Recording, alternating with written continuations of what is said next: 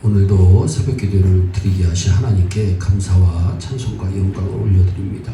우리 다 함께 사도신경으로 신앙 고백하신 후에 찬송가 374장을 부르신 후 고린도전서 8장의 말씀을 읽으신 다음 오늘 말씀을 듣겠습니다.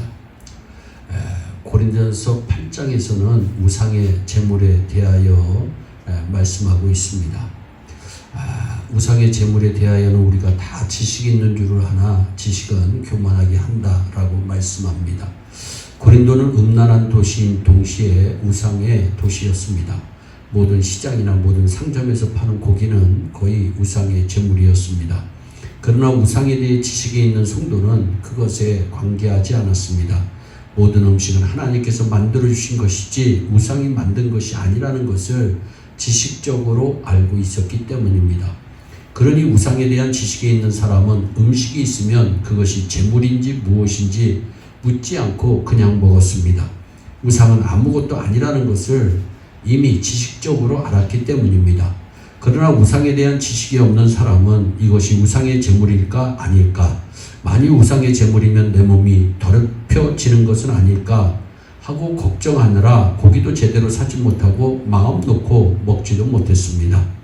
우상에 대한 지식이 있는 사람이 그것을 보며 아이고 이 사람아, 지식이 없는 사람들, 믿음이 없는 사람들아 하며 우쭐했습니다.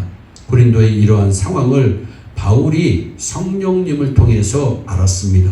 사랑하는 여러분, 하나님께서는 우리 교회의 상황을, 형편을 다 아십니다. 하나님께서는 여러분의 마음을 다 아십니다. 여러분의 생각과 생활을 다 아십니다. 여러분의 발자국까지도 아십니다. 하나님께서는 우리의 발자국, 우리의 걸음을 다 세신다고 욥기서 31장 4절에 말씀하셨습니다. 모든 것을 다 아시는 성령님께서 바울에게 고린도의 사정과 형편을 알려주셨습니다. 지금 고린도에서는 우상에 대해 지식이 있는 자가 더 큰 문제가 되었습니다. 지식이 있는 것 때문에 사람을 멸시하는 것이 지식 없는 것보다 더 큰 문제였습니다. 지식이 사람을 교만하게 만듭니다. 교만하면 망합니다. 야고보서 4장 6절입니다. 하나님께서 교만한 자를 물리치신다. 잠언서 16장 18절입니다. 교만은 멸망의 선봉이요 거만한 마음은 넘어짐의 앞잡이다. 지식이 쌓일수록, 실력이 높아질수록, 성공할수록 겸손한 여러분과 제가 될 수 있기를 진심으로 바랍니다. 역사상 최초로 교만한 자는 누구였습니까? 마귀였습니다. 마귀 사탄이 교만한 자입니다. 술꾼은 술꾼을 좋아하듯이 교만한 마귀는 교만한 사람을 찾습니다. 하나님께서는 겸손한 사람을 찾아서 은혜를 주신다고 말씀합니다. 잘 놀던 수탉 두 마리가 암탉이 오니 괜히 싸우기 시작했습니다. 암탉의 환심을 사려고 머리로 치고받고 발로 차고 부리로 쪼며 막 싸웁니다. 그러다 힘이 약한 수탉이 항복하며 담 구석에 처박힙니다. 암탉이 보는 앞에서 얼마나 초라합니까? 이긴 닭이 의기양양한 모습으로 담장에 올라가 꽃기요 하는 순간 하늘에서 빙빙 돌고 있던 독수리가 내려와 닭을 채갑니다. 그 닭은 싸움에서 이겼지만 독수리의 밥이 되고 만 것입니다. 이것은 이야기이지만 교훈이 들어있습니다. 교만하면 안 됩니다. 우리가 꿈에서라도 닮아야 할 모델이 있다면 예수님이십니다. 예수님께서 모든 것을 다 가지신 전지전능하신 분이 예수님입니다. 그런데 예수님은 겸손하셨습니다. 마태복음 11장 29절입니다. 나는 마음이 온유하고 겸손하니 나의 멍에를 메고 내게 배우라 말씀합니다. 우리 모두 주님을 닮는 그 귀한 경험이 있기를 바랍니다. 여러분이 아무리 굉장한 사람이라도 주님 저는 죄인입니다 라고 생각해야 합니다. 특별한 대접을 받으려 하면 안 됩니다. 우리 교회에는 사탄에게 쓰이는 자가 한 사람도 없기를 바랍니다. 그러기 위해서는 늘 조심해야 됩니다. 섰다고 생각하는 자는 넘어질까 조심하라고 성경은 권고합니다.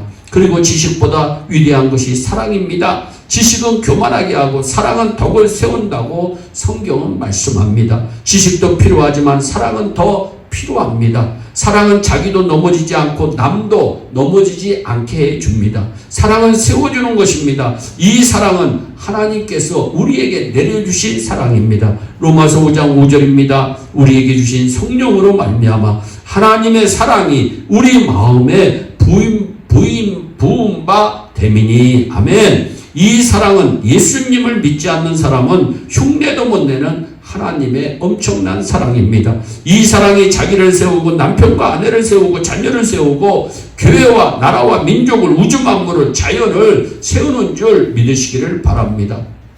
고린도전서 13장 8절입니다. 사랑은 언제까지든지 떨어지지 아니하나 예언도 패하고 방언도 그치고 지식도 패한다고 말씀합니다. 세상의 은사와 세상의 지식은 다 끝이 납니다. 그러나 사랑은 영원합니다. 사랑으로 충만하시기를 진심으로 축원합니다. 이런 사랑이 있는 자는 하나님의 아시는 바가 되는 것입니다. 이 세상에서 제일 귀한 사람이 누구일까요? 하늘과 땅이 우주에서 영원히 왕노릇하시는 하나님께서 나를 아시는 것일 것입니다.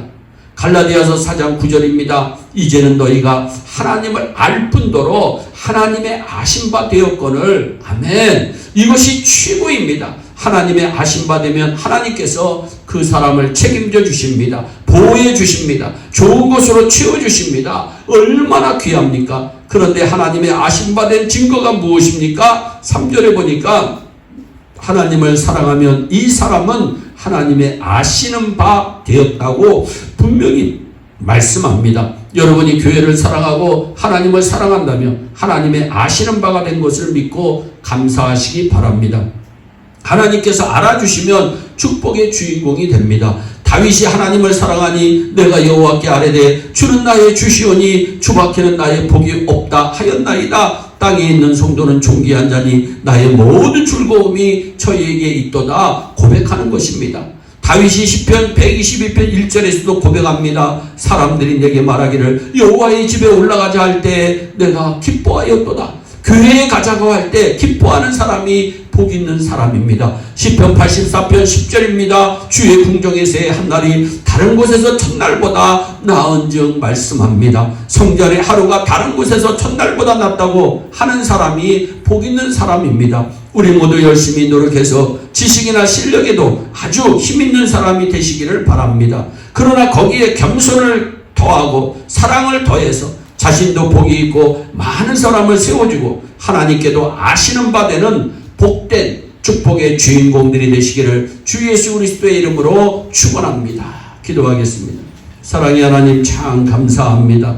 우리 예일의 성도는 하나님께서 알아주는 모든 성도들이 되기를 바랍니다. 하나님의 사랑을 정말 부음받은 하나님의 사랑으로 충만한 하나님의 백성들이 다 되게 하여 주셔서 주님 오시는 그 귀한 날에 잘했다 칭찬도 받게 하시고 면류관도 받을 수 있도록 은총을 베풀어 주시옵소서. 아버지 우리 예일의 성도들이 오늘도 승리하는 하루 되게 하옵소서. 오늘도 복된 하루 되게 하옵소서. 오늘도 기쁜 하루 되게 하옵소서. 오늘도 자유함을 누리면서 행복한 하루 되게 하여 주옵소서. 감사하고 예수님의 이름으로 기도하옵나이다. 아멘.